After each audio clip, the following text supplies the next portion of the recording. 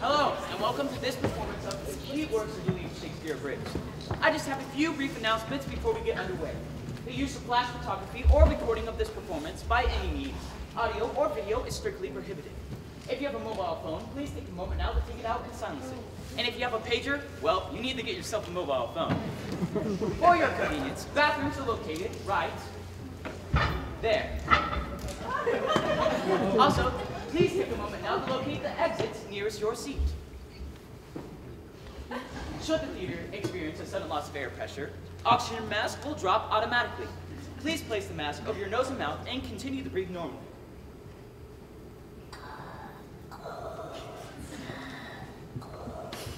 If you're at the theater with a small child, please place a mask over yourself first and let the little bugger fend for himself.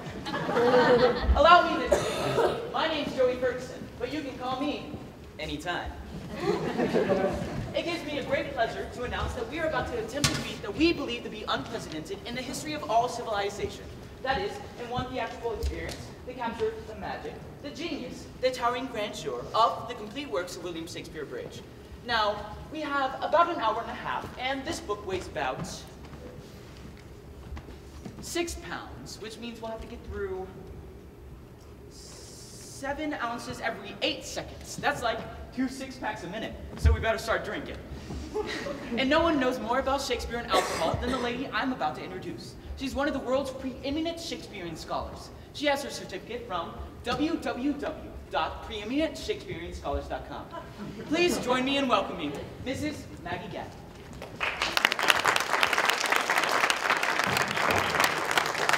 Thank you, Joey, and greetings, ladies and gentlemen. William Shakespeare, playwright, poet, actor, Stratford's proudest flower, transplanted from the heart of the English countryside to bask in the warmth of London's literary greenhouse. A man who, despite the ravages of nail-patterned baldness, planted the potent seed of his poetical genius in the fertile bloom of Elizabeth's England. There it took root and spread through the lymphatic system of Western civilization until it became the oozy carbuncle of knowledge and understanding that grows even today on the very tip of our collective consciousness. And yet, how much do we intellectually flaccid members of the 21st century appreciate the plump fruit of Shakespeare's productive loins? How much? Let's find out, shall we?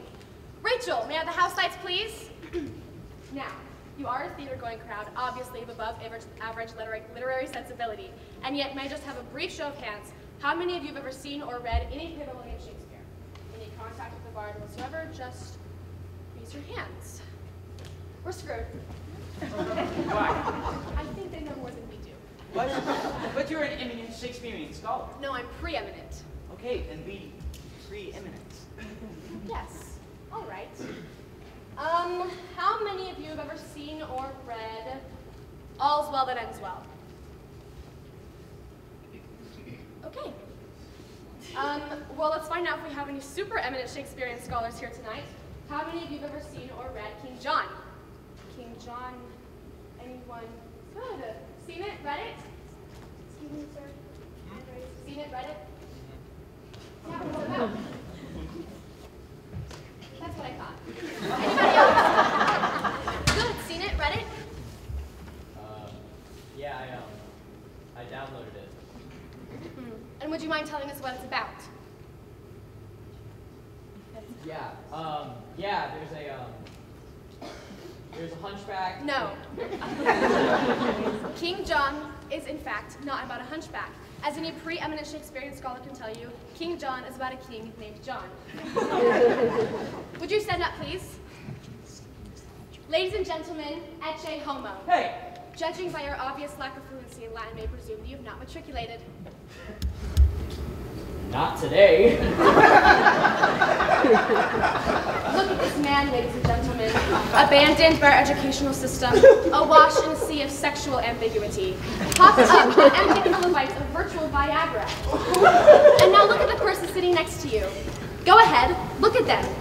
Do you see the same vapid expression, the same pores clogged with the acne of intellectual immaturity? Or do you perhaps see there a longing, a desperate plea for literary salvation? Can I please sit down now? No. You stand there before us as a living symbol of a society whose capacity to comprehend, much less attain, the genius of a William Shakespeare has been systematically sodomized by soap operas, rainbow reality shows, and violated by the women of The View. Ladies and gentlemen, I say to you, cast off the cheap thrill of the car chase for the splendor of the sonnet. Exchange the isolation of the I for the gentle idols of the I am. Imagine a world where manly men wear pink tights with pride. Hallelujah! A world where this book can be found in every hotel room in the world. Can I get an amen? Amen! This is my dream, ladies and gentlemen, and it starts here tonight. Join us on this, our holy quest, the Shakespearean jihad. Can I get an amen? Amen! Thank you, Jesus. Now on with the show, and may the bard be with you. Those of you who own a copy of this book know that no William Shakespeare book can be introduced without a brief biography of the life of William Shakespeare. Providing this portion of the show will be the third member to our troupe, Mr. Parker Tozier.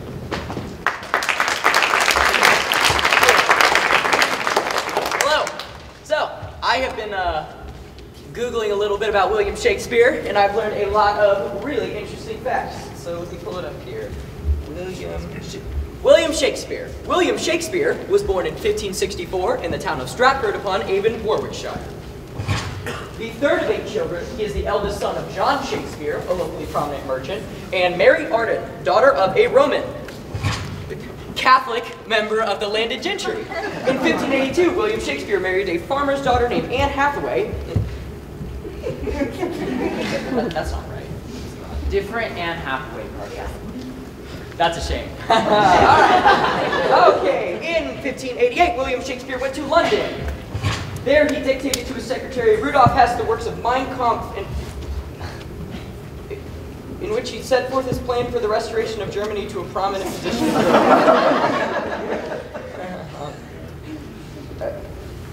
After reoccupying the Rhineland zone between France and Germany, annexing Austria, the Sudetenland, and the remainder of Czechoslovakia, William Shakespeare invaded Poland September 1st, 1939, thus precipitating World War II.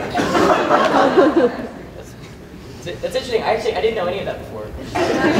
Okay, I'm sorry. All right. William Shakespeare remained in Berlin when the Russians invaded. There he committed suicide with his mistress, Eva Perron, and he remains buried in a church in Stratford, though his head is frozen in a holding tank in Glendale, California. Thank you very much.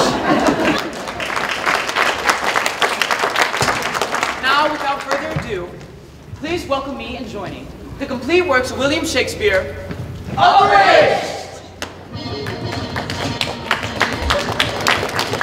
Let's get ready to rumble! First off to the stage we have Set the Slot Garrett! Yes, my name is a color Escabel! And we have Joshua, the flat-chested Eagle! We have Johanna, your mama, Hopper! We have the Brat Hurst! Brandon, oh, one of my lives, Harlow! Not Riley, I'm just winging it, Davenport! Karen, bite-size Brigham! And for the moment you've all been waiting for, we have Avery! Thank you, good night!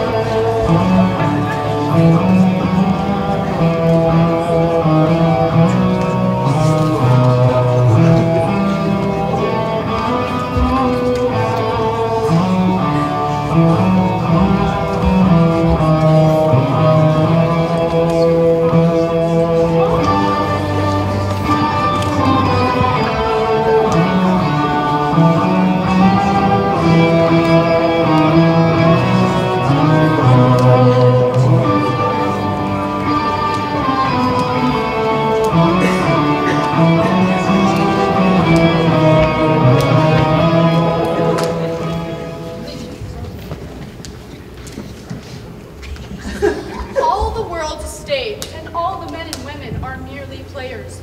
They have their exits and their entrances, and one man in his time plays many parts. How many parts exactly must one man play? According to my computations, there are 1,122 roles. Way too many. Take, for example, his most popular play, Romeo and Juliet, two passionate lovers, a meddling nurse, a sympathetic priest vital to the story, but Mercutio, Lady Capulet, unsightly fat on Shakespeare's otherwise muscular bodies of works.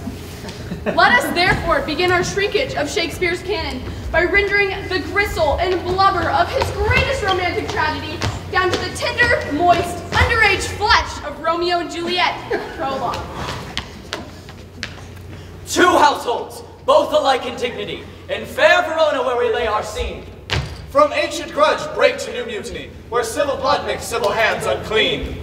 From forth the fatal loins of these two foes, a pair of star-crossed lovers take their life. Whose misadventure piteous o'erthrows do with their death bury their current strife. Act 1, Scene 1, behold, two men in search of imbroglio. For Capulet, Samson, for Montague, Benvolio. Verona's fragile peace shall be undone, and tragedy begins with the biting of a thumb. I like to rise when the sun shines this morning. Oh, yeah. Oh God, That guy, I see what I'm You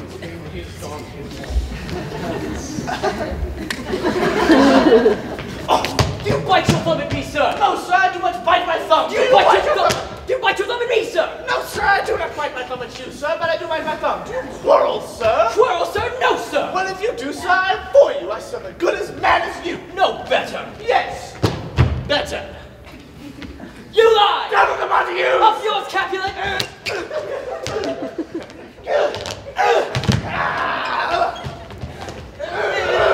Stop it, stop it. Stop. Rebellious subjects! Enemies of the peace, on pain of torture, throw your mistempered weapons to the ground and hear the sentence of your moved prince.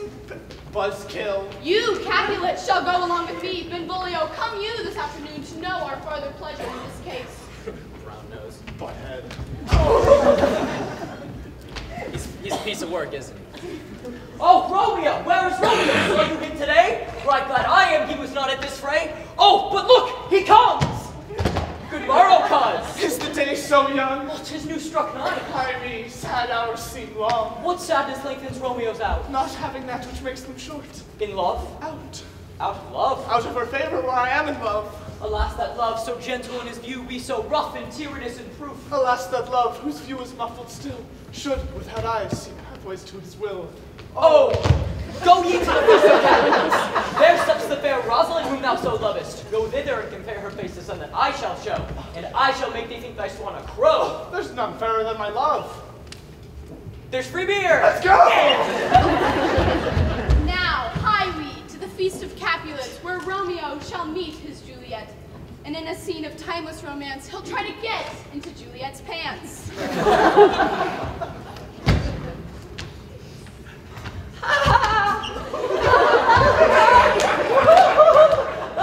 She goes. Did my heart love till now, forswear its sight? For I ne'er saw true beauty till this night. If I do proclaim my unworthiest hand this holy shrine, this gentle find is this. My lips, two blushing pilgrims, ready stand to smooth that rough touch with a tender kiss.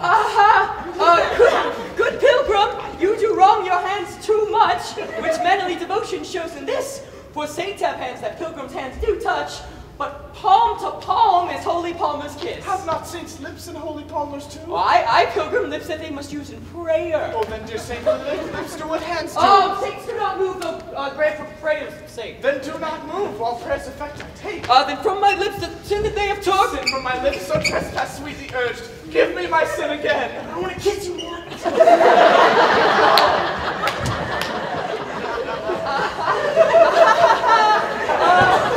By the book. Oh, coming, mother.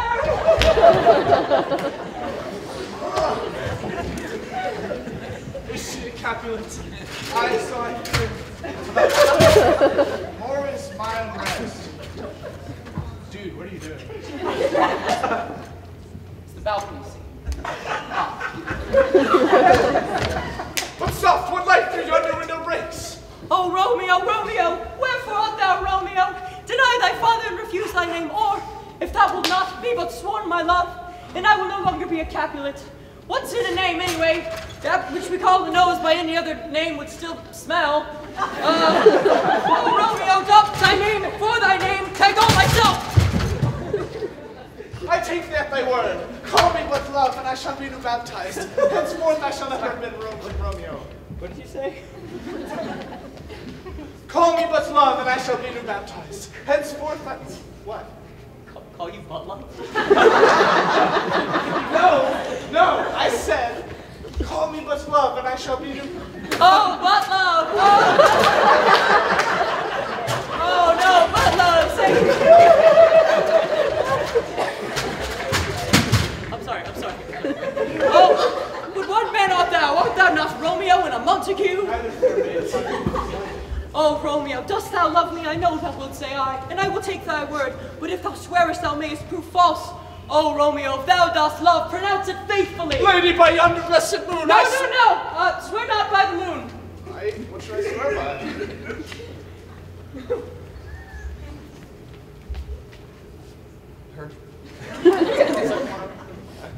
Lady, by yonder blessed virgin, I say... No, probably not. No,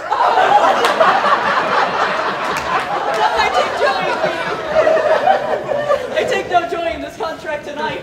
It's too rushed, too unadvised, too like the lightning which just seems to be. Do you want to go out to... Oh, yeah, sweet. Good night.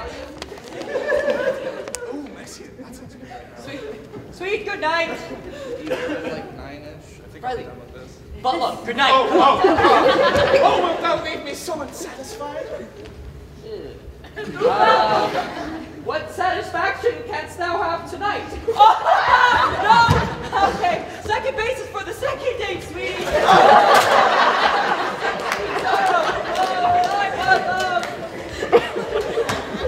Though Romeo did swoon with love, by Cupid he'd been crippled, but Juliet had a loathsome cuz, whose loathsome name was Tybalt. Romeo! The love I bear, he can afford no better term than this. Thou art a villain, therefore turn and draw. Oh, Tybalt, I do protest. I never injured thee, but loved thee more than thou canst devise. Thou wretched boy, I am for you. Oh, I am slain. Thank you.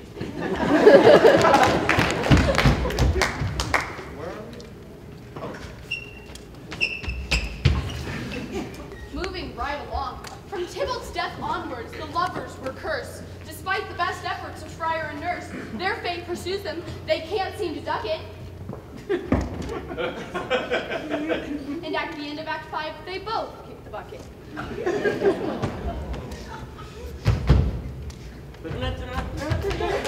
Oh, gallop apace, you fiery-footed steeds, and bring in cloudy night immediately. Oh, come, gentle night, come, Romeo, thou day and night, come, loving black-browed night, night, come, please bring me my Romeo. Please.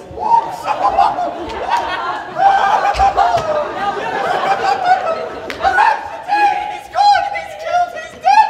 Oh no! God, makes me so envious! Oh, Romeo! Whoever would have done it? Romeo! Has Romeo slain himself?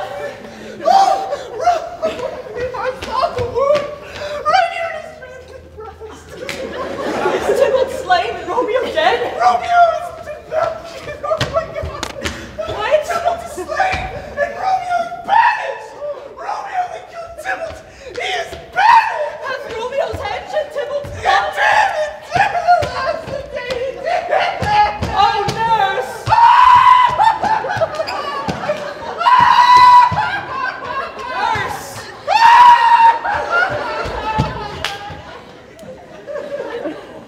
It's menopause, I'm sorry, guys.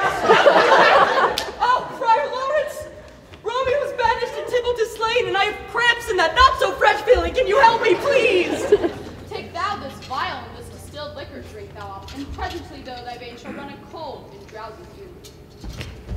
Oh, I feel a cold and drowsy humor running through my veins, Obi-Wan. Pretty colors!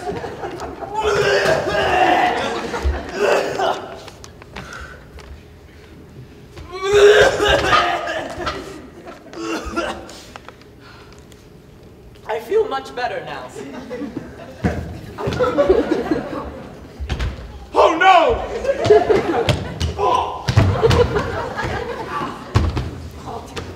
My love, my wife, death hath sucked the honey of thy breath, but it hath no power upon thy beauty. Oh, Juliet, why art thou yet so fair? So no, lucky, I guess. Here's to my love. Oh, true apothecary, thy drugs are quick. Thus, with a kiss, I die. No.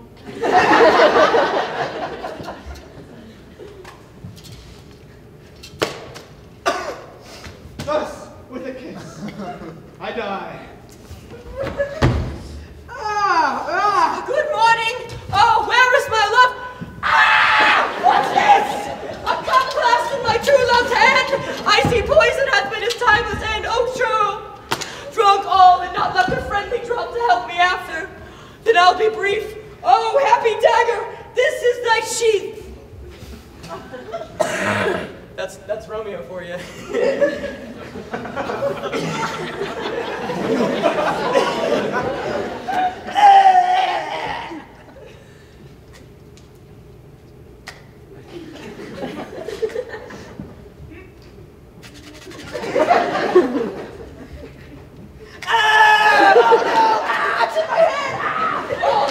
Let me die! Epilogue! A gloomy peace this morrow with it brings. The sun for sorrow will not show its head. Go forth and have more talk of these sad things. Some shall be pardoned, and some punished. For never was there a story of more woe than this of Juliet and her Romeo. And Romeo and Juliet are dead. Good night!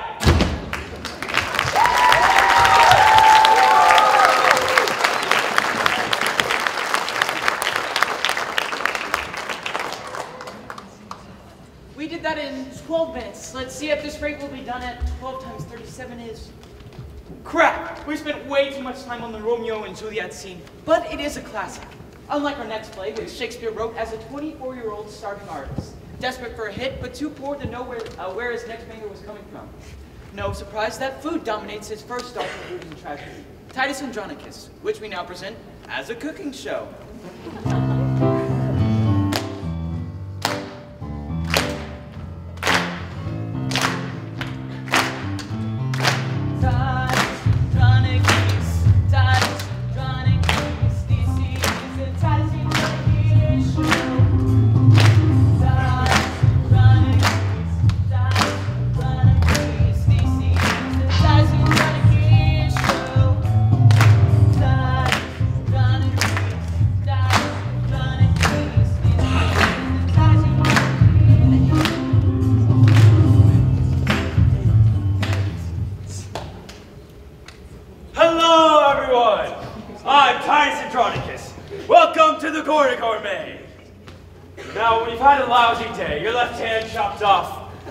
Murdered, your daughter raped, her tongue cut out, both her hands cut off.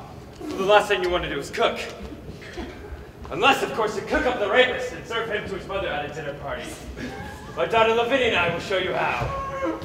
Good evening, Lavinia. Good evening, Abby. And how are we feeling today? I feel good, Abby. I got my tongue knocked out, my hair chopped off, he raped me. Well, it's a pisser, isn't it? But we'll get our revenge, won't we? Won't we? Now hark, villain. I will grind your bones to dust. Now that your blood in it, I will make a paste. Of a paste of coffin I will rear. Make a pasty of my Come, Lavinia, receive the blood. Now first we want to make a nice clean incision from carotid artery to jugular vein. Like so! Good book, Abby. Be sure to use a big bowl for this, because the human body has about 4 quarts of blood in it. And when that he is dead, which should be right about now, let me go grind his bones to powder small. Here with this hateful liquor temper it. And in that it shall be baked at about 350 degrees. And 40 minutes later, we had this lovely human head pie, which I prepared earlier. I even chopped up some ladyfingers for dessert. Are these yours? Are they? Now who will be first to try this delicious high-protein treat? Any takers? Go on, stop. You guys don't seem so eager. Come, gracious lord, come, Tread Queen. Wilt please eat, wilt please feed? It's finger-licking good.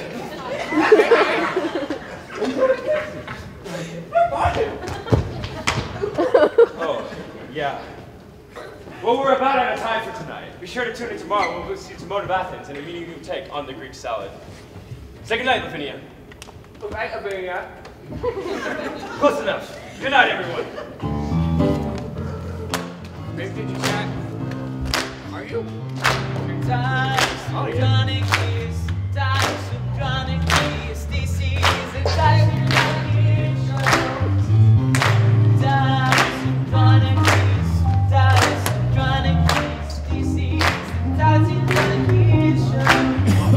Disgusting, but it was inexplicably one of the biggest hits that Shakespeare ever had. Shakespeare, who was now swimming in sausages, decided to broaden his artistic horizons, compared the immaturities of Titus Andronicus to the complex subtleties of his next tragedy, Othello, the Moor of Venice.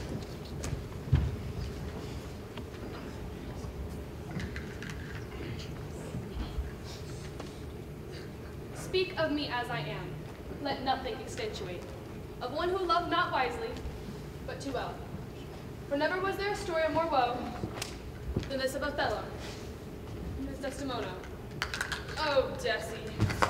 Rachel, can we have some lights, please? I'm sorry about this. It seems that Bria, secure in her infallibility of the internet, has Googled the word more and determined that it's a place where you tie up boats. I did not Google it. I wikied it. That explains it. Lose the boats. God, Bria is so ignorant. So, what's a Moor? Well, interestingly, this is the subject of blazing scholarly debate. For the Elizabethans, Moor could refer either specifically to the Berbers of North Africa, or more generally to any people of sub-Saharan African descent. So Othello's black. You mean African American? Doesn't it take place in Italy? Okay, so he's African Italian. Can't we just do it in blackface? Are you trying to piss off Oprah? No. Today's entertainment culture expects sensitive, ethnically appropriate casting. If Othello's African Italian, we can't do it without a genuine, grand spouting, spaghetti-loving homeboy. Just because we're white does not mean we can't represent the Afro-Italian condition. Yo, I've got this idea. It's old school, totally beltless. All we have to do is get a beat going. All right, so here's the story about a brother by the name of Othello. He liked white women, and he liked women Chinese. That was good. And a punk named Iago who made himself a menace because he didn't like Othello, the Moor of Venice. Now, Othello got married to Desdemona. But he took her for the war, then he left her alone. It was a Mona. A Grona. He left her alone. He didn't write a letter and he didn't telephone her. Now, Desi loved Othello like Adonis loved Venus. And Desi loved Othello because he had a big sword. Clever and slick. He trapped you to slide. He was sort of a penis. Shaft the Moor. How you gonna do it? Tell us. Well, I know his tragic flaws that he's too dang jealous. Need a do, need a dope, need a kind of a schmo. So we find a chump sucker by the name of Cassio. And he pins him on Desdemona's handkerchief. So Othello gets to wondering just maybe if, while he's been out fighting, commanding an army. Or does he pass playing hide the salami? Salami. Rather than wish. And he quickly pulled it off without a hitch. But Emily is at the door. When we met in a foe, Who said, yo, homie, she don't want no help. She was pure, she was clean, she was virginal too. So why you have to go and make her face turn blue? It's true, it's you. Now what you gonna do? And Othello said, dang, this is getting pretty scary. so we pulled out his blade and committed hiri-kiri. Do that funky Moor thing, why, boy? Iago got off on a technicality. Move to Hollywood. Prodigal TV show that is prime time. HBO. Desperate houseboats. Africa.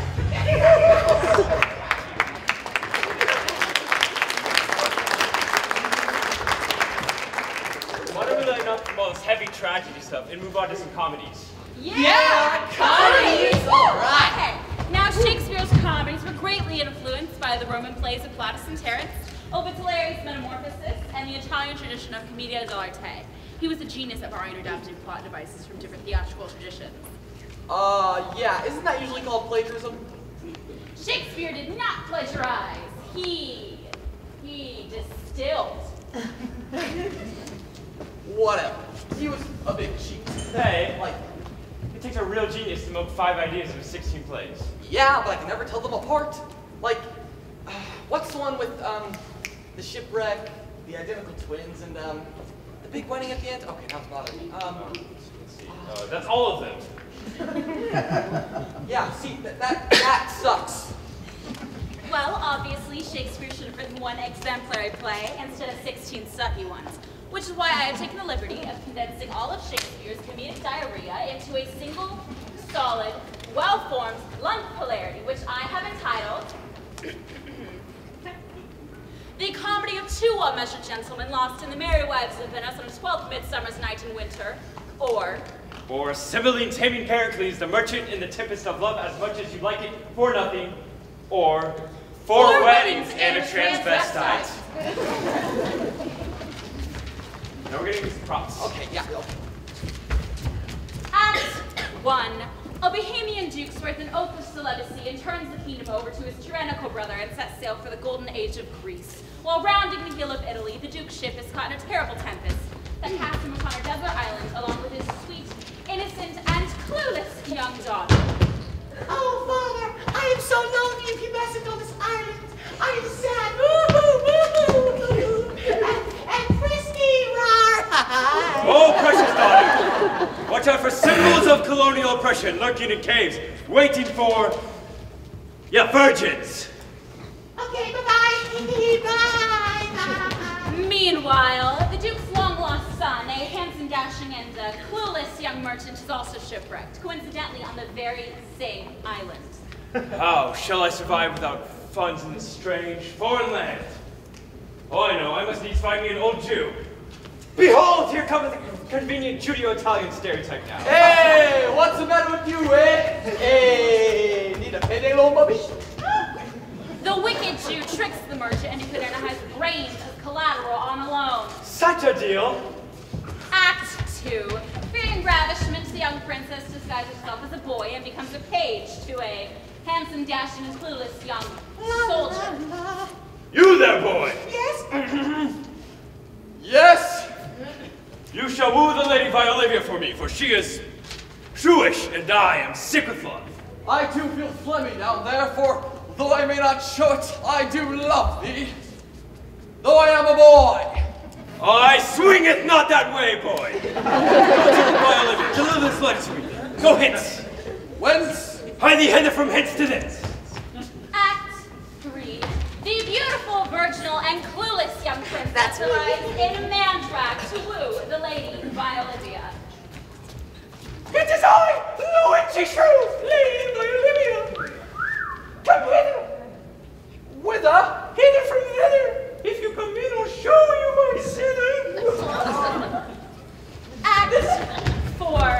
A puckish sprite leads all the lovers deep into a forest and squeezes the aphanic juice of a hermaphroditic flower in their eyes, while the Queen of the Fairies uses a rude mechanical as the head of an ass. Yeah, but I the ass of a man. Interesting. Act 5. In an ensuing bisexual, animalistic orgy, the princess's man clothes are ripped off, revealing a smoking bod and female genitalia. The merchant recognizes his sister. My nearly identical twin. My long-lost and strangely attractive brother. The shrew realizes she is bi-curious. Oh, brave new world! The dashing soldier decides he actually prefers bottom. And hereby hangs the sweet tale. And the Jew exits, pursued by a bear. Oh, yeah, bear! And they all get married in the state of Massachusetts and go out to dinner. Now give us your hands if we be friends, because all is well that finally ends. Thank God. Thank God. Oh, boy, I did not realize that Shakespeare was such a perv. Yeah, okay. 16 plays in 5 minutes. Not bad. But if we're gonna get out of here before midnight, we have to get back to the tragedy. Tragedy! All right, let's go! Tragedies.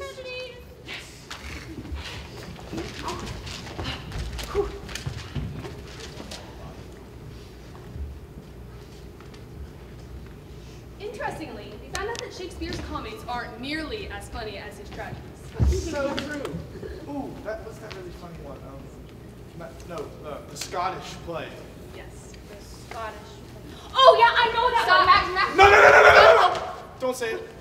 Why not? Because it's cursed. To say the name of that play in the theater without performing is horribly bad luck. Like, that's why I refer to it as the Scottish play. Okay, but see, we are performing it, and there is nothing remotely Scottish about it at all. It's on the performance island. It needs to be done so that you can see the heather rippling on the highlands, feel the cold summer breeze wafting up your kilts, and smell the vomit steaming in the alley outside the pub. You know what? That's a great idea. Kilts, whiskey, Vomit! Let's go. Ladies and gentlemen, we are proud to present our authentically Scottish production of Macbeth. With perfect Scottish accent.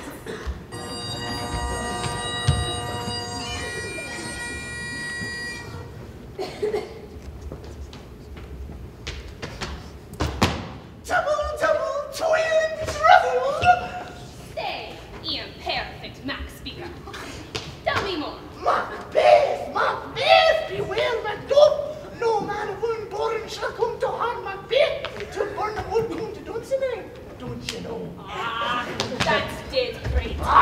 Then Mac what, Mac me, Mac'll, Mac fear, Mac. Say you, Jimmy, and know that Macduff was from his mother's home a time they ripped. What do you think about that? Ah, I didn't like it, but I support a women's right to choose. Lay on half his breath.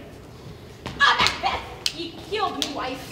Ye murdered my wee barons, and ye did poop in my soup. Ah, I didn't they? oh, aye, you did. I had to throw half of it away.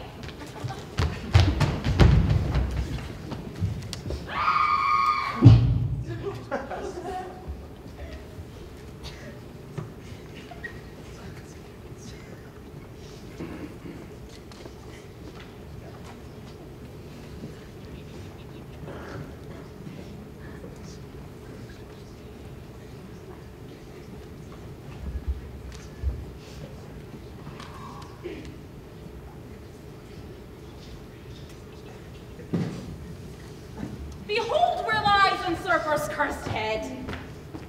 Macbeth, ye yours is out the windy. And know that never was there a story of more blood and death than this of Mr. and Mrs. Macbeth. Thank ye.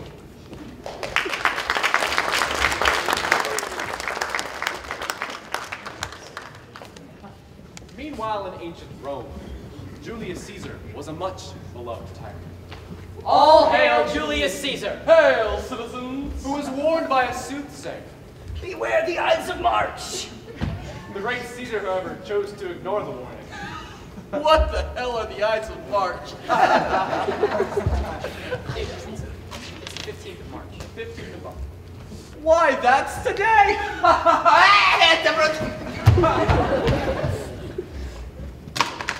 Friends, Romans, countrymen, lend me your ears. I come to bury Caesar. So bury him, and let's move on to the next play. Antony! And Cleopatra! Is this an asp I see before me? Oh, come, venomous wretch! Oh, seriously! Parker! What? You have this bizarre notion that all of Shakespeare's tragic heroines wear really ugly wigs and vomit on people before they die. It's an interpretation. Barfing is not an interpretation. Hey, listen, Parker. Antony and Cleopatra has nothing to do with gastrointestinal distress. It's an exciting trans-global thriller about political maneuvering through the ancient Mediterranean. Oh, was one of Shakespeare's trans-global plays? Yes. Dude, I love those. Like that one that totally predicted 21st century wireless communication. What? What? Yeah, it was yeah, you just know it. It's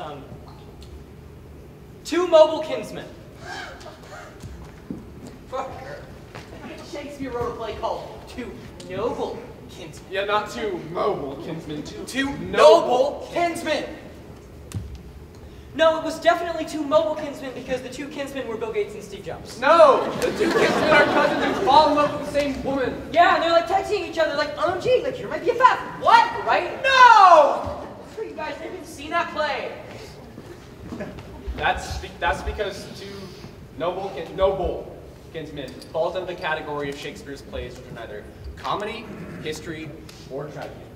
Scholars refer to these plays as the problem plays, or in some circles, the obscure plays, or the lesser plays, or the bad ones. Yes, the bad plays.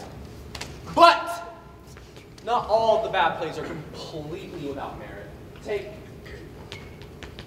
Troilus and Cressida, for example. That play's hardly crap at all. You don't believe me. I write about it in my unpublished monograph about William Shakespeare. I took the title, I Love My Willie. Oh, Brandon, no. Oh, you would love it. It's big. It's long. It's uncut. Oh, I've been hammering away at it for years. And No. I would like to whip it out for you right now. No, Brandon, please, you're really No one wants to see your monograph. What? What else do you keep in there? Some sandwiches here. No, we're fine. Okay. Oh my gosh! More for me. Oh, okay. I have an idea. He has an idea. What if, Oh no. What if we like improvise an interpretive dance performance art version of your thingy? Like, I like it. I do love interpretive performance. It is really pretentious. I think we should do it. Yeah, go get it. No, please. I was thinking of a more straightforward and scholarly approach to this, you know? No. Shakespeare.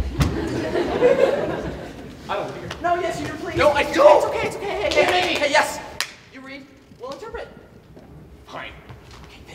Okay, so, start this off. Troilus and Cressida was written in 1603 and published in Quarto 1604. Oh, no, Japan! It appears in the first folio. Although this work is some 166 lines longer than the second Quarto edition of 1642. 166 lines. Parker! What? Ladies and gentlemen, my monograph has nothing to do with Godzilla. Put that up. Well, is there anything in here about, you know, like the plot? I mean, of course I cover the plot. Okay. Right here, on the footnote of page 29. Okay. All right, here we go, guys. Troilus, youngest son of Priam, king of Troy. Okay, so you will be Troilus, and then you will be the king. Loves Cressida. I'll get the wig. And has arranged for a meeting with her uncle Pandrix. And although she feigns indifference, she's attracted to him. Stop. Brandon, I have to feign indifference? Dang right you do. Meanwhile, Agamemnon, the Greek commander, he's surrounded with chosen. Okay. And with Brandon. Agamemnon? Dude, Yeah. seriously? That's so boring. See, Come on. this right here, this is the kind of stuff kids hate to learn about in school because it's so boring. I just, Like, as soon as you said Agamemnon, I was already asleep. Like, come on, no. I promised these people that I would not do dry, boring, and vomitless Shakespeare. you don't even know these people. Okay, that's not true. Prove it. Because while I was sitting out here with the audience, I learned all of them individually, and now I love all of them. They're all my friends. Like who? Take Lillian, for example. She came all across town on a bus to come see this show. How exciting is that? Oh, and Very exciting, Lillian. yeah, Jennifer here. She has a test she should be studying for, but instead she's here with us tonight. Isn't that great? No, I didn't know Lillian, but I don't think that. Yeah. Okay, also, little Timmy here. He thought he was coming here to see Wicked, and he feels absolutely ripped off right now. what's your point, Parker? My point is that I love all of these people, and I don't want to see them get turned off to Shakespeare, because that is exactly what happened to me. While I was in school and we were supposed to be studying Shakespeare, I'd just be looking out the window at the kids playing ball, just thinking like, why can't Shakespeare be more like sports? Sports? Yes, what way? Okay, take the histories, for example. With all those kings running up and down the field, knocking each other off, the throne passing from one person to the next, it is exactly like football, but you do it with a crown. You know, he actually he has a point. They're kind of similar. This one here somewhere. A whistle? Yeah. Oh. I had that. Yeah, let's do it! Whoa! Football. Okay, Yes. line them up. Let's get some royal butts.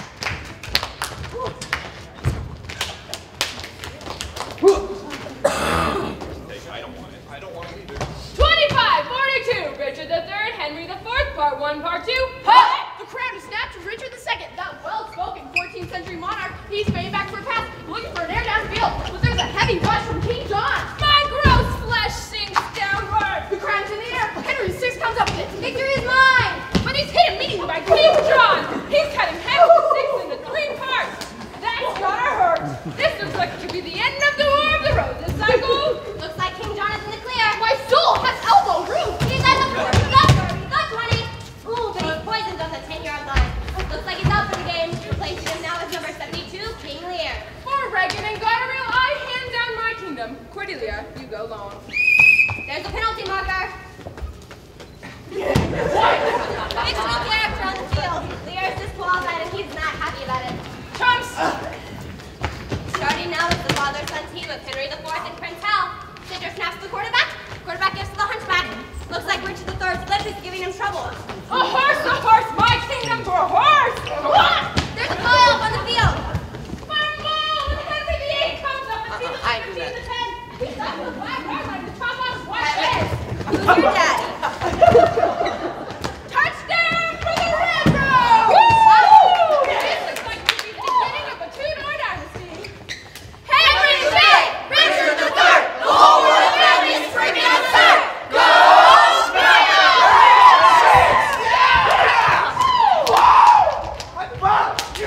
Oh, yes! All right. Rachel, can I get some house lights, please? Can I borrow this? Would you mind? What are you doing? I'm looking at the list of plays, guys. I think we've got everything. Really? Yeah, like, we just did all the histories right now, right? Oh yeah, the comedies were a lump of hilarity. Yeah. Okay, well that leaves the tragedies. Titus and John had kissed, we did with all the blood.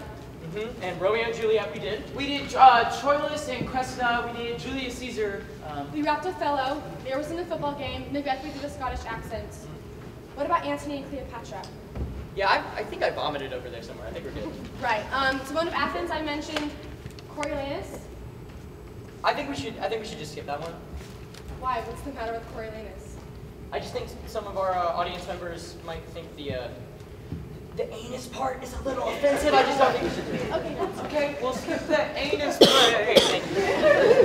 Wait, no, that's it, guys. We're done.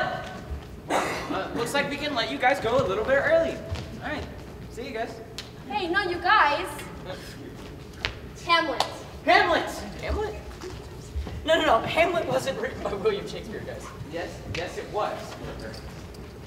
No, that was definitely Lin-Manuel Miranda. Parker, that's Hamilton. This is Hamlet. Oh, wait, no. So what's Hamlet about? You know, the young prince struggling with his conscience after his uncle murders his father. Isn't that just the Lion King? Okay, 36 plays down, 1 to go. Possibly the greatest play ever written. A play of such lofty, poetic, and philosophical... What? Really don't think I'm up for Hamlet right now. What do you mean it's the last one? I know, but Hamlet is such a heavy-duty and, like, intense play, and, like, the football game just left me really, like, emotionally and physically tired. I just don't think I could, do it justice. We don't have to do it a justice, Parker. We just have to do it. I don't want to do it. Look, Parker, our show is called The Complete Works of William Shakespeare. Okay, I hear you. Yeah. So what we could do instead is we could change the name to The Complete Works of William Shakespeare minus Hamlet. That is the most ridiculous thing I've ever heard. Come on, Maggie. Parker, I think your new friends in the audience would love to see Hamlet. What do you Don't you want to see Yeah, Hamlet? Hamlet! Stop! Hamlet! Okay, fine. Hey. Hamlet. We'll do Hamlet. Great, that's good. Yeah. As a two-person show. Because if you guys care about Hamlet so much, then you can do it. Because I'm going to sit out here with them, because they're my friends, and we're going to enjoy the show together. Yeah. No, please stop. No, please, don't let go. Fine, go. Okay. Fine. Program. Whose was this? It's hi. Here you go. Sorry, I got kind of crap. Okay. We open with the guard scene, so we need Bernardo and Horatio. Got it. Anthony Rosencrantz and Begin. So what do you think you're doing? Parker! No, stop! I'll kill him, I swear! Fine, but I think it's gonna turn him off to live theater. Ugh! Parker Tozier! Excuse me, sorry. Parker! No, stop it! That's actually Shakespeare reading!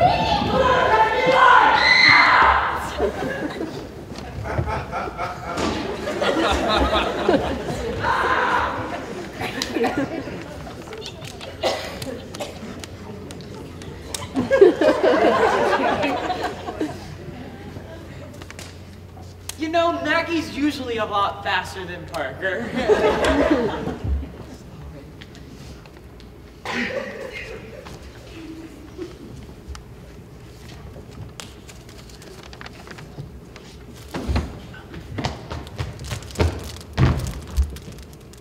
Who goes there?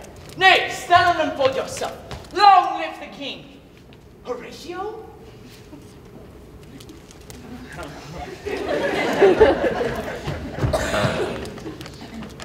You guys like impressions? Because I do. Alright, so name a person that lives under the sea from a Disney movie. Anybody at all. Just a random person that you want to see under the sea. Flounder. Flounder? Alright, Sebastian it is.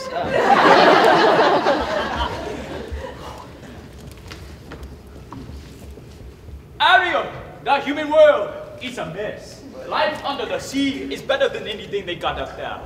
The seaweed is always greener in somebody else's lake. You dream about going up there.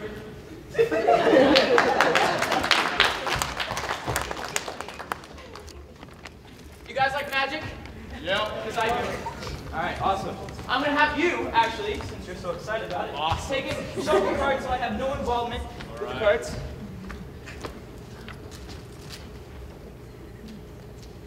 You feel confident? I don't know. I was only one shuffle. All right, Get him one more, you know?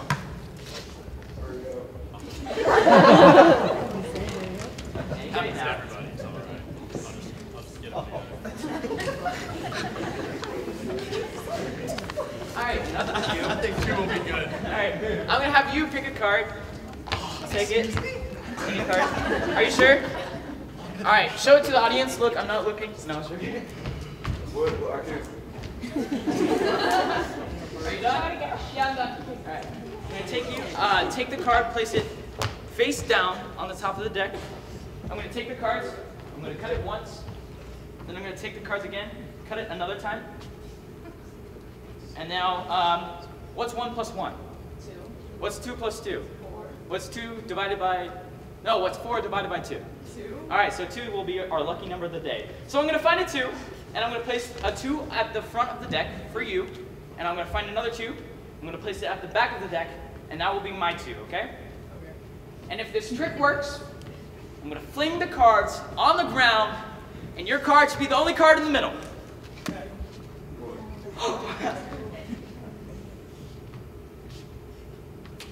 Is your card the King of Hearts? Yes. Really? The King of Hearts, I knew it!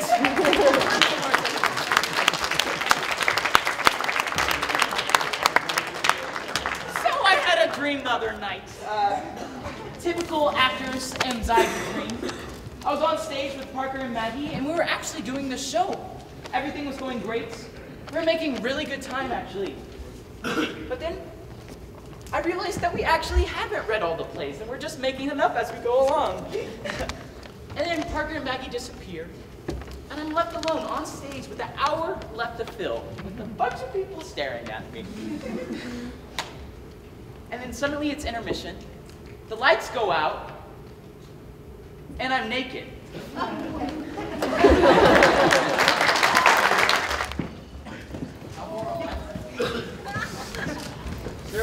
There's an exit right there.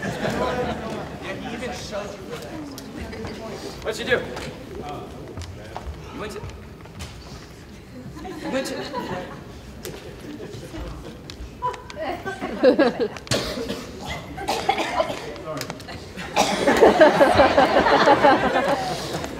How about that lady's line to the bathroom? I heard it's long. I hate that. Yeah, long lines. I don't like that. Whose phone is on? Oh, it's mine. It's Meg.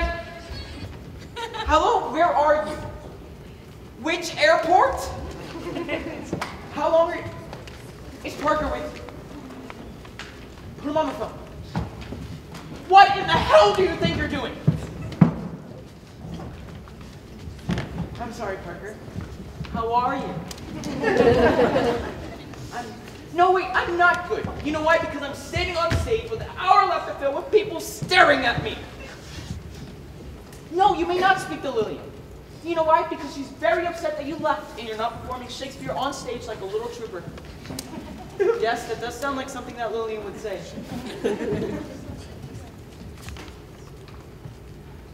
Bye. Love you too. Put Maggie back on the phone. How long until you get back? What am I supposed to do in the meantime? Okay, remember, don't give Parker any candy. You know his blood sugar. Maggie? So Maggie reminded me I should cover the Shakespearean sonnets while they're gone. So Shakespeare wrote 153 Shakespearean sonnets, which we condensed by these two 3x5 cards. So I was thinking maybe we could take them and we could pass them amongst the audience. Like if we start here with you, and right here with you. You take it, read it, enjoy it, and then you'll pass it down, and then we get to you two, and then you pass them back, and we can go back and forth and back and forth and back and forth and back and forth and back and forth and back and forth. Until we get to you, and then they should be back. Ladies and gentlemen, the Shakespearean sonnets. The first one's really good. All right, those of y'all who aren't reading the paper right now, we can join together in a song. Everybody should know this one, so join in if you know it. All right.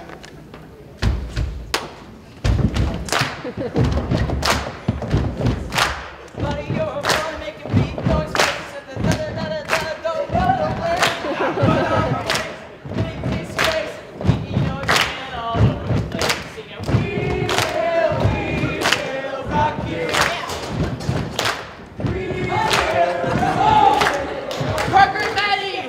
Ladies and gentlemen, yes, we are back, and we are ready to do Hamlet.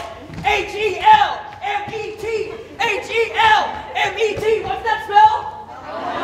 Yeah, I gotta go put on my helmet. Woo! You gave him sugar, didn't you? No. I told him if we did Hamlet, I'd take him to Disneyland. Right, where were we? 36 plays down, 1 to go. Rachel, could you please set the scene for possibly the greatest play ever written in the English language? Hamlet, the tragedy of the Prince of Denmark. The place, Denmark. Battlements of Elsinore Castle. Midnight, 2 guards enter. Who goes there? Nay, stand on and float yourself. Long live the king. Horatio? Bernardo. Bernardo! Oh, he! Oh, get thee to bed, Pistachio. Horatio! Horatio, yeah! All right. Look where it comes! Oh, mark it, Horatio, it would be spook too! I charge these by the heavens, speak! Tis gone! Oh, he was about to speak when the sock crew. Let us state what we have seen tonight unto Hamlet, Prince of Denmark. Oh, that to solid flesh would melt, thaw, and resolve itself that it should come to this, so loving to my mother. Frailty thy name is woman. Married to my uncle, my father's brother. The feudal baked meats of coldly furnished forth the marriage tables. My lord! Horatio! 5, 6, 7, 8.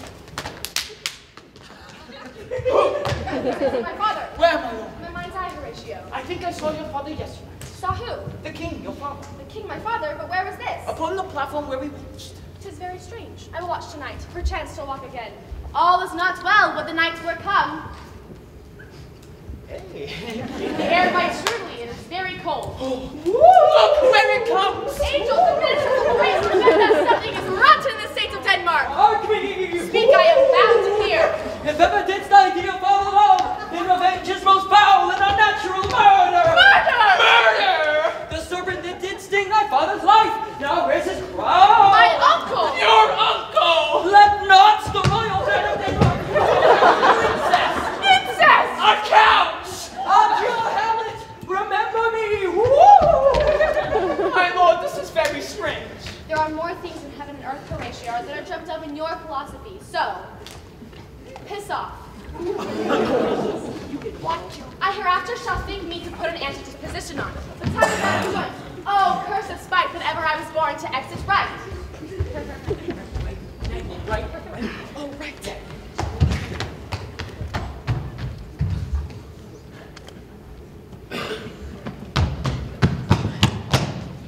Neither borrower or lender be. Yes!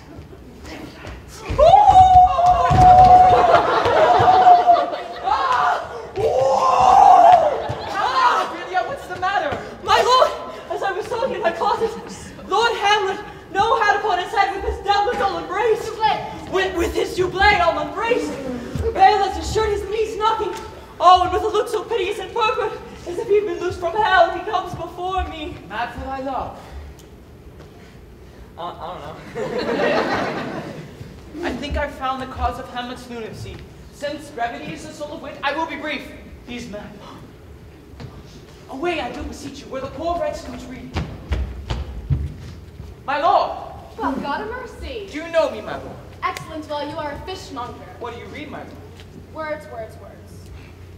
Though this is madness, there's method in it. Hey, Daddy! The players are here, and they want to do a play within a play, and I don't really know what that is, so you just better come talk to them, okay? All right, bye! My lord. Harker! Oh! I am but mad, north-northwest. When the wind is southerly, I know a hawk from my handsaw. I'll have these players play something like the murder of my father before mine uncle. I'll observe his looks. If you do but blench, I know my course. The play's the thing wherein I'll catch the conscience of the king.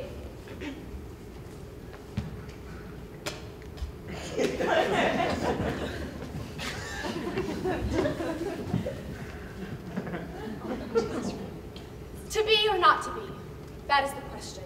Whether 'tis nobler in the mind to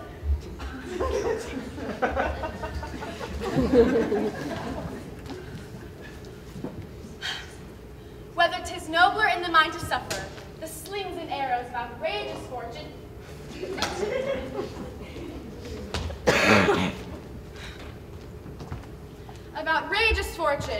or to take arms against a sea of troubles, and by opposing end them. To die, to sleep, perchance, to nap, to doze, to snooze. March, it's too much! Oh, hey, Rachel, can we get the house lights, please? Maggie, what's wrong? Maggie, what's the matter? Your speech was going so good. They were laughing at me. No. They weren't laughing at you. They were laughing adjacent to you. No, that woman was laughing right at me. It's okay. That's Jennifer. She's on Prozac. You don't have to worry about it.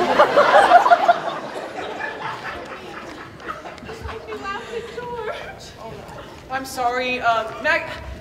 Maggie just hasn't been herself lately. This is heavy-duty emotional speech. I'm sorry. George. Who's George? I don't know. There's a George in Grey's Anatomy and a Bratty Meredith. She is not Bratty. She is going through hell. Parker? She had to deal with the fact that her mom had Alzheimer's and couldn't remember who she was, and then she had to go and die, and then she had an on-and-off relationship with Derek, and then she had to go and die. You don't even care! You watch Grey's Anatomy? Maybe. Wait. All the stuff that you're spouting out about embracing the bard and killing the televisions, that was all BS. No. Maggie, you're not really a preeminent Shakespearean scholar, are you? I'm not even post-eminent. Oh my god. But you took that course. I didn't finish it. I saw your certificate. I made it in Photoshop. Oh my god. I don't even know who you are. I thought. No. that- Talk to me. I thought that the world of Shakespearean scholarship would be all fast cars and hot guys. But it's not. It's full of folios and quartos and quatrains and ibids. So cold. But when I'm in Seattle and everyone is so young and bold and beautiful and restless, tell my story. I really hope you're happy with yourself. I'm sorry, ladies and gentlemen. It looks like we're going to have to skip the to be or not to be speech tonight. Skip the to be or not to be. Maggie, shut up! It's like one of the most famous speeches of all Shakespeare's lifetime. Dude, it's overrated. Come on. Overrated. Yeah, yes, overrated. I mean, think about it. Hamlet is supposed to be killing his uncle, and then all of a sudden he starts talking about killing himself? Like, where does that come from? It completely weakens his character. It makes it more complex. The layers give it meaning. Whatever, the layers make it sucky. All those giant speeches and big words nobody understands? Like, alright, what's the one that goes, I have of late, but wherefore I know not. Lost all my mirth, forgone all custom of exercise. And indeed it goes so heavily with my disposition that this goodly frame, the earth, seems to me a sterile promontory. This most excellent canopy, this brave o'erhanging firmament, this majestic roof fretted with golden fire, why, it appears to me no more than a foul and pestilent congregation of vapors. What a piece of work is man! How noble in reason, how infinite in faculty. In moving, how express and admirable. In action, how like an angel. In apprehension, how like a god. The beauty of this world, the paragon of animals, yet to me, what is this quintessence of dust? Man delights not me. Scene. Sorry. That was beautiful. Thank you. See, that speech was both emotional and intellectual. The two can live side by side. Like Meredith and Derek? Maggie, sure. Okay. So what you're telling me is, like, for instance, when I play Ophelia, I could start to add some layers to it. Yes. She's not just all vomit and screams, you know? There's something going on in that pretty little wig of hers. Okay.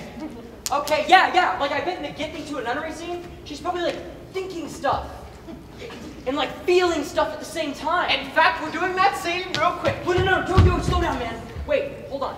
If Ophelia is really that complicated, we gotta peel her brain open. Like an onion. Ew, that's gross. No, that's great. Parker, you're actually having a rare moment of lucidity. Yeah. We could explicate Ophelia's id, ego, and superego. Do a sort of Freudian analysis. Exactly, a Floridian analysis. We can divide Ophelia's brain into 3 parts. So I am going to play Ophelia, and then one of you needs to play the id. Nose goes.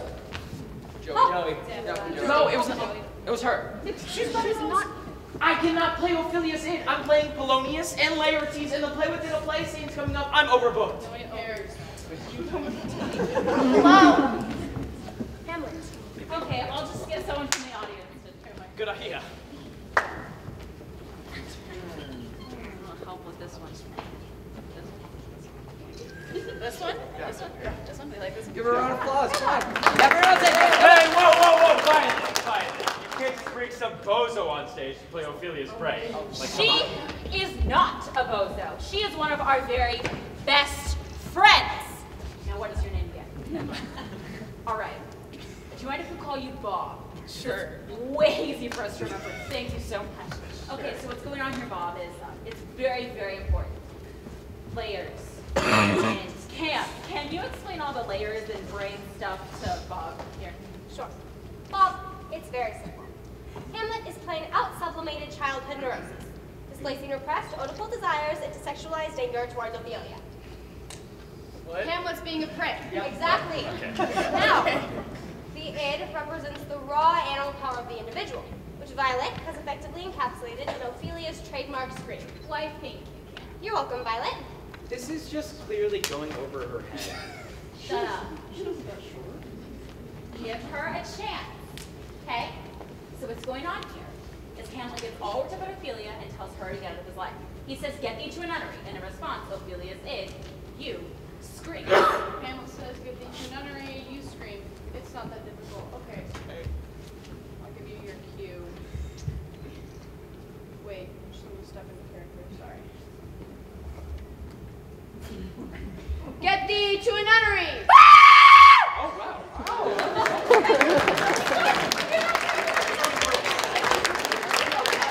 Actually, I've seen worse. Okay, give her a break. I mean, it was okay. I'm still over. I mean, she's not an actress, though. Like frankly, that shows a lot of it. But we think you should have a lot of heart, a lot of courage, as Shakespeare would say, shoots puff. And in order to get a better scream, an even better scream, I think we're going to need everybody involved in this. Create a supportive Bob here. We can divide the rest of the audience into the ego. Super ego? Yes. All right. I'll go ahead and get the ego, actually. Rachel, bring up the house slides, please. No, I need to find somebody who looks good. Hi. No, I'm talking to you. Over here, this way. All right. So let me break it down for you. At this point in the play, Ophelia's ego is flightly, it's confused. It's an ego on the run. Thanks for the input. So, how are we going to do this, Bob? You mind if we call you Bob, too? I don't know. His name's already Bob. All right, Bob. What we're going to have you do is we're going to have you run back and forth across the front of the stage, just in front of Ophelia here. Little fast. Like go!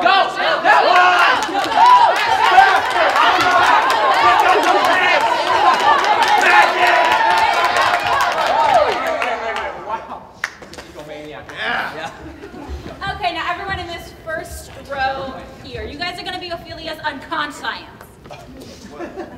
Unconscious. Really? Yeah. All right, that explains a lot. So the unconscious is like the watery depths of Ophelia's soul, right? Okay, so she's tossed by the tides and currents of her emotions. So what I want you guys to do is I want you to raise your hands up in the air, way high in the air. Oh, yeah. Only Not you! No. First row. Please listen. Hands in the air. And I want you to wave them back and forth, kind of undulate, and say, maybe, maybe not, maybe, maybe not, maybe, maybe not. Okay, that's good. Yeah, but what were you doing? You weren't really participating. You weren't participating with the rest of the group. I mean, I didn't even hear you, and your arms were like, yeah, yeah. Come on. Now, you just gotta, you know what this means, don't you? Yeah. You're gonna have to do it all by yourself. So, no one helps you. Just put your arms as high as they can go. Come on now.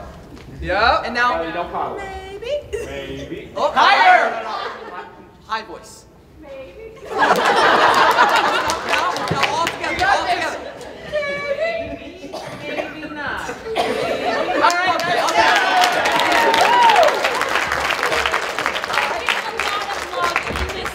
I feel something. Good show. Okay, let's have everybody that's not in this first row, that does include you guys, to be Ophelia's superego. The superego is that jumble of voices inside your head that control your moral and ethical behavior. It's very powerful and very difficult to shake. Some people never shake it their entire lifetime. Sort of like Catholicism. Exactly. All right. Everyone over here except for this first row, section A. Everyone over here except for this first row, section B. Everyone over here in these cheap seats. Y'all are going to be section C. Hey. Section A. You guys are going to be the masculine part of Ophelia's brain. The voices of all the men in her life who have been holding her back. We'll use Hamlet's line for this. I want you guys to say, get thee to a nunnery. Let's try that. Section A. Get thee to a nunnery! Come on, Shane. Wow, that was awful. Come on, guys. We want it very loud, very strident. Section A. Go. Get thee to a nunnery! Yes! Much less pathetic, guys. Thank you. Okay, so section B. You guys are going to be the voice of Ophelia's inner hoe. We're going to call it the libido. Whatever. The libido is the part of Ophelia that wants to get it on should be good at Hamlet. this. So you're saying to her, look, do something with yourself. For God's sake, put on some makeup or something. No offense. Actually, there's a great line about straight from the Shakespearean text. Why don't we have them say, paint an inch thick? All right, section B, we're gonna have you say paint an inch thick. You got that? Go. Paint an inch thick! Section A, you should learn something from Section B.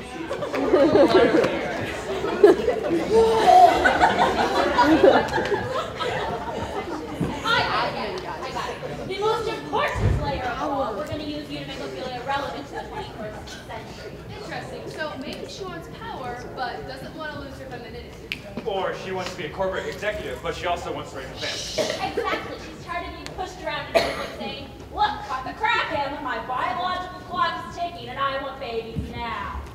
Yeah, why don't we just have them say that then? Okay, section C, they're gonna say, Cut the crap, Hamlet! My biological clock is ticking and I want babies now! These guys. section C, go. Cut the crap, Hamlet! My biological clock is ticking and I want babies now! Yeah, I don't know about you guys, but I thought that was a fantastic C-section. Don't encourage that. Don't encourage it. We're gonna get all this Floridian stuff going at once. The ego, the superego. The unconscious, maybe, maybe not. The biological clock is ticking. And your job as the actress is to take all the voices and blend them deep within your soul. We're gonna whip everyone up into a mighty frenzy, then stop everything. At that moment, the attention goes to you, and you let out a scream that epitomizes Ophelia's it. Okay. All right, she can't wait. Let's go. Okay, everyone, let's all just take a deep breath right now.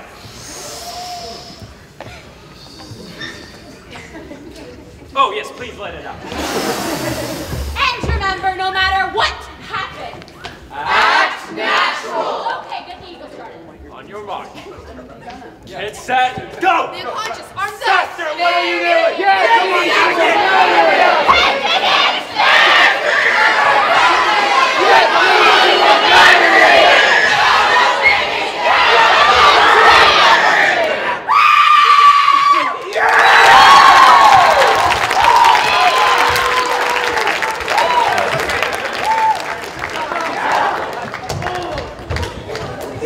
Let's hear it for Bob and Bob! We really shared something there, didn't we? But we digress. Back to Hamlet's.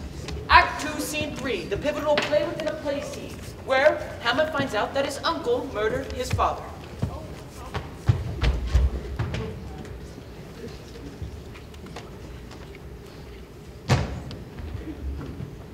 Speak the speech, I pray you. If I pronounce it, you trip me on the tongue. Suit the action to the word to the action, and hold, as 'twere, the mirror up to nature. Will my lord hear this piece of work? I am the king to peasant be.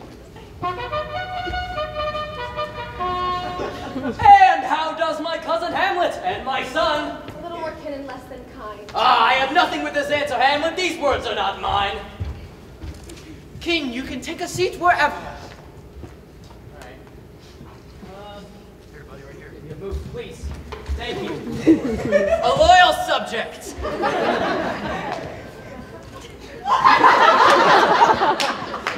My lord, the leader of Denmark is proud to prevent the murder of Gonzaga.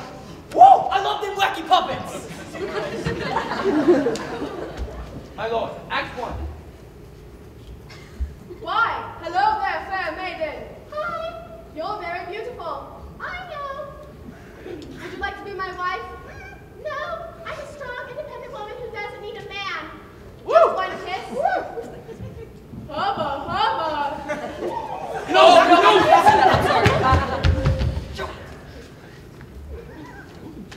How likes my lord to play? Methinks the lady doth protest too much, huh? Get it? He doesn't get it. It's fine.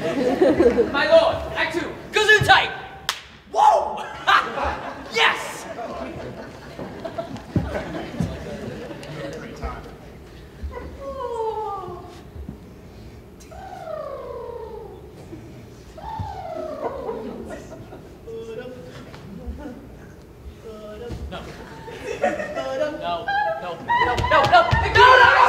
No! Lights, give him a play! I'll take the ghost wife for £1,000. My lord, the queen would like to see you in her closet. Then I will Shakespeare's closet. Behind the arras, I will convey myself to hear the process.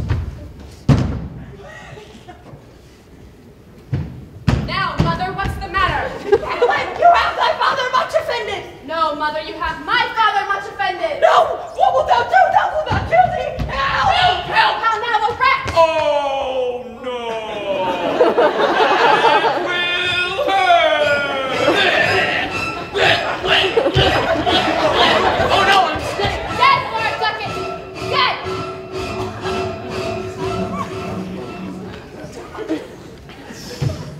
Now, Hamlet, where's Polonius? At supper. At supper? Where? Not where he eats, but where he is eaten. Yeah, that was really good.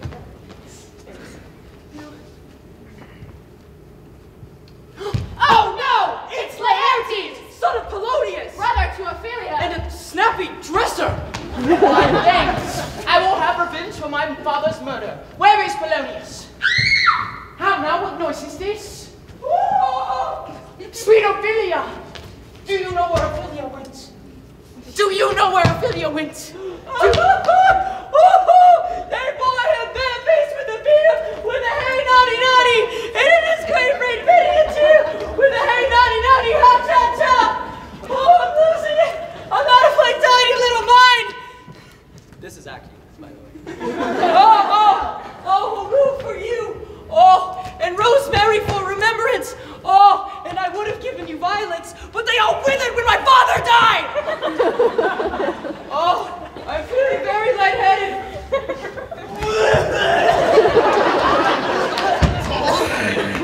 Hamlet comes back. Yo, what's the next scene movie? There are no other scenes with Ophelia. That's all that Shakespeare wrote. Hamlet Wait, no, comes. stop. What do you mean? We just spent all that time building up the layers and everything. Like, I'm ready for it. We can do more now. That's all that Shakespeare wrote. But what happens to her? She drowns. Okay. I am to the end. I anoint myself with more words unto. Here I No, go! do no stage worker! Ophelia, ladies and gentlemen. Thank you.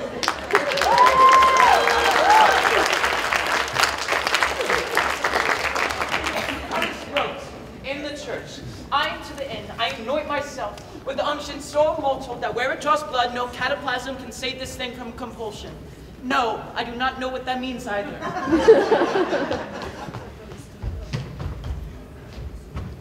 This skull had a tongue in it, and could sing once. And then came Tide Pods. Alas, poor Yorick, I knew him. But stop, here comes the queen. Count me a while, and mark. Lay her in the earth. Oh, sweets to the sweet, farewell! And let her dead unclean to flesh. May I hold her once more in mine arms. It is he whose grief bears such an emphasis. This is I, Hamlet the Great Day! Oh no, gentlemen! Hamlet, Laertes! May the devil take thy soul! I will fight with him until my eyelids no longer wag. The cat will mew, the dog shall have his day. Give us the foils! Come one for me! Okay, just be careful, they're sharp. Ching, ching, swing, walk, walk, walk, walk, walk. Ouch! What? No. Judgment. A hit, a very palpable hit. What are you wearing? Layers? Oh, Hamlet, drink off this cup. Nay, satisfy a while, uncle. Mother, father, whatever you are. Ching, ching, walk, walk, walk, walk. Oh my gosh, it's Selena Gomez. Where? Ouch! Another hit, what say you? A touch, I do confess. That. Oh, drink. Do not drink! Oh, I do, I pray you forgive me. Come for the third, Laertes. Yes! How does the queen? She swoons to see thee bleed. Oh, villainy, treachery, seek it out. It is here I lie, never to rise again. I have been justly killed by my own treachery. Forgive me. What, the pointed venom to chew? Then venom to thy work. Here, thou incestuous Murderous! Cross-dressing Dane, follow my mother!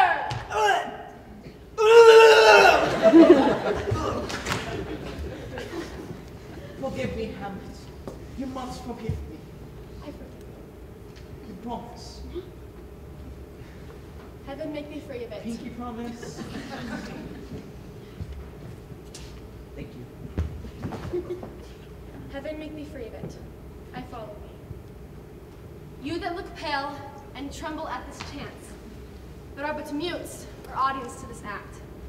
If ever thou didst hold me in thy heart, absent thee from felicity awhile, and in this harsh world draw thy breath from pain, to tell my story. The rest is silence.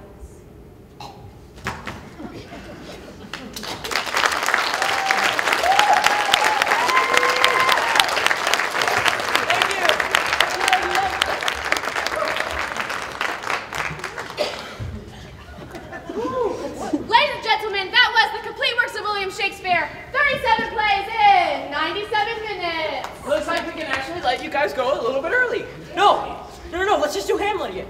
We don't have time. Yeah, we do. If we cut the layers. Right. Ladies and gentlemen, you shall have an encore. I just have to make a brief announcement if there's any kids in the audience, which there is. Please do not try this. There's going to be a lot of sharp swords flying everywhere and a lot of props flying everywhere. Do not try this at home. Exactly. Try it at your friend's house. Woo!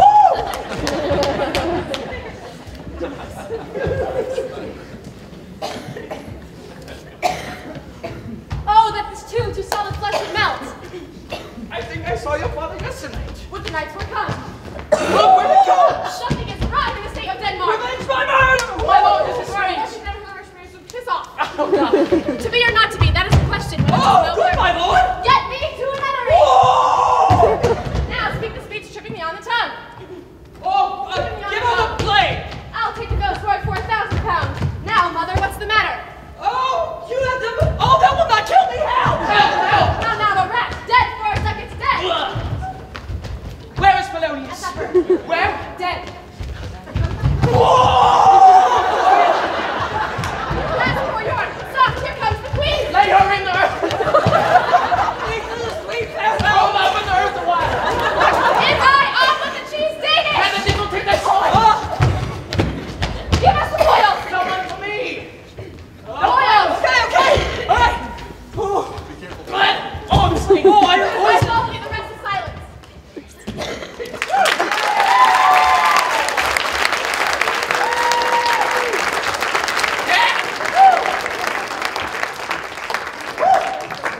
How much time do we have left? 30 seconds! Ladies and gentlemen, we shall do it Faster!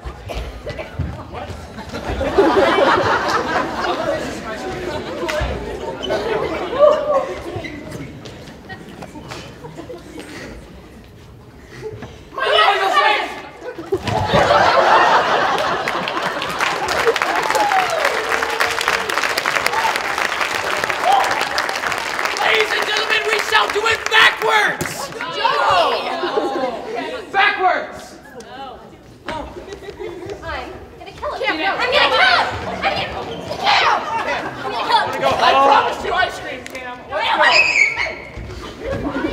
go.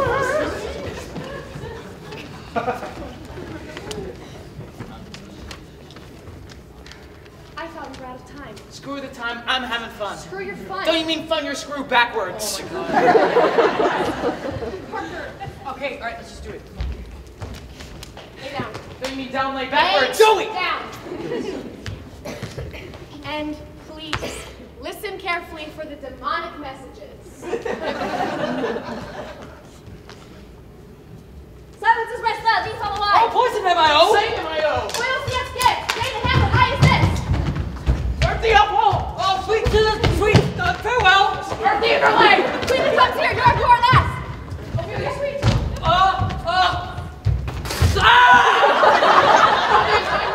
Dead. Duck in a fort dead. Help!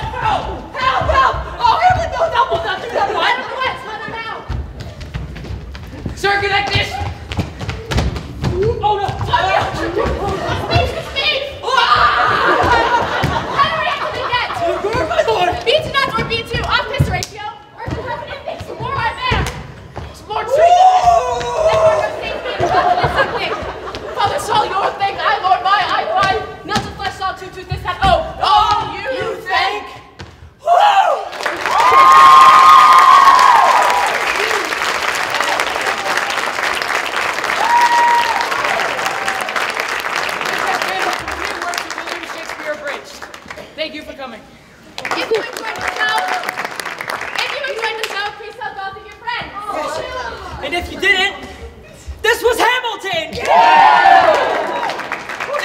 me again. I'm Joey. Maggie. Parker. Cameron. Seth. Avery. Violet. Joshua. Johanna. Riley. Bria. Brandon. And We're going to take it